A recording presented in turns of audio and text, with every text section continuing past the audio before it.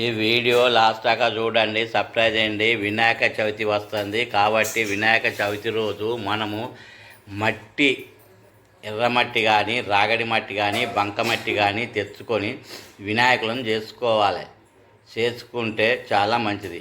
మట్టితోటి తయారు చేసిన వినాయకులను పెట్టే పూజ చేయాలి. ఒకవేళ మట్టి దొరకపోతే మనకు రెడీమేడ్ వినాయకులు దొరుకుతాయి. ఇలా రెడీమేడ్ వినాయకులను తెచ్చుకొని పూజ చేస్తే చాలా మంచిది.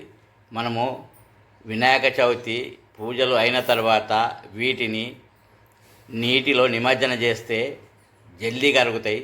అలా కరిగిన వినాయకులను, ఆ మట్టిని వినాయకులను నీటిలో వేసిన తర్వాత కరిగిన నీటిని చెట్లకు పోసుకుంటే చాలా మంచిది.